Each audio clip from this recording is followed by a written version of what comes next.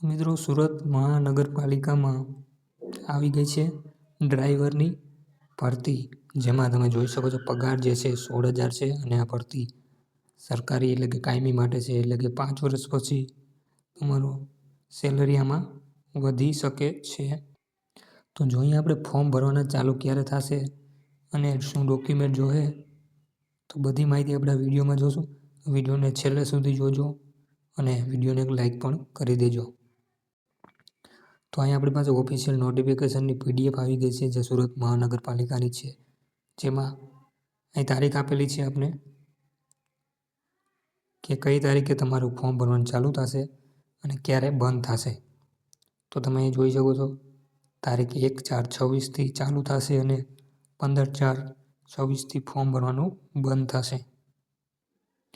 જેમાં અહીં જુદી જુદી પોસ્ટ ઉપર ઘણી બધી જગ્યાઓ છે. તમે જોઈ શકો મેડિકલ ઓફિસર છે, રેડિયોલોજી છે, ડેપ્યુટી એકાઉન્ટન્ટ છે. તો આપણે અત્યારે વાત કરશું માત્ર ડ્રાઈવરની. તો ડ્રાઈવરની ભરતી આપણે ગોતી લઈએ. તો મિત્રો અહીંયા 24 નંબરનું કોલમ ઉપર તમને ડ્રાઈવરની ભરતી જે છે 444 જગ્યા ટોટલ છે, જેમાં SC જાતિની 43 છે અને આ છે આ પણ ST, આ STમાં છે, આ SCમાં છે, ત્યાર પછી આ OBC હશે. એવી રીતની બધી કેટેગરી તમે અહીં ઉપર દર્શાવેલી છે આ જગ્યા ઉપર, જેમાં તમે કેટેગરી જોઈ શકો છો. તો ટોટલ જગ્યા છે 444 જગ્યા છે તેના ઉપર ભરતી થવાની છે. તો ખૂબ જ મોટી ભરતી છે. તો હવે જોઈ લઈએ આપણે ડોક્યુમેન્ટને કેવી રીતનું બધી પ્રોસેસ છે તેના વિશે. તો મિત્રો અહીં જોઈ શકો છો ડ્રાઈવરનું આપણે આવી ગયું છે નીચે, જેમાં તમારે અહીંયા ઉંમર બતાવેલી છે, જેમાં 18થી ઓછી ન હોવી જોઈએ અને 33થી વધારે ન હોવી જોઈએ. ત્યાર પછી પગાર પણ અહીં તમે જોઈ શકો 16,500 છે, જેમાં ગ્રેડ પે પણ લખેલું છે, લેવલ 2 છે અને જે 3 વર્ષ પછી તમારો પગાર 19,000થી 63 સુધીના અંદરમાં થઈ શકે છે.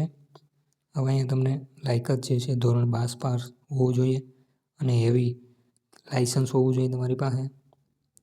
ડ્રાઇવિંગ લાઇસન્સ ટેસ્ટ આપી પાસ થવાનું રહેશે.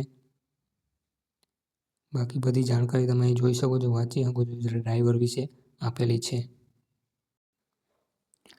છેલ્લે મિત્રો અરજી કરવાની રીત આપણે આપેલી છે, જેમાં તમે આ વેબસાઇટ ઉપર જવાનું છે સુરત મહાનગરપાલિકા.gov.in અને તમારે એમાં રજિસ્ટ્રેશન કરીને એપ્લાય કરવાનું છે. તમને જો ના આવડે તો તમે નજીકના કોમ્પ્યુટર સ્ટેશને પણ જઈ શકો છો, અથવા તમને જો આવડે તો તમે મોબાઈલ ઉપર ફોર્મ ભરી શકો છો, અથવા તો જ્યારે ફોર્મ ભરવાનું ચાલુ થશે તેના ઉપર એક વિડીયો પણ હું બનાવીને અપલોડ કરી દઈશ. તો આ હતી નાનકડી ઇન્ફોર્મેશન સુરત મહાનગરપાલિકામાં જે ડ્રાઈવરની ભરતી છે તેના વિશે, અને શું પગાર છે એ બધું જોયું આપણે. તો વિડીયોને એક લાઈક કરી દેજો અને તમારા મિત્રો સુધી શેર પણ કરી દેજો.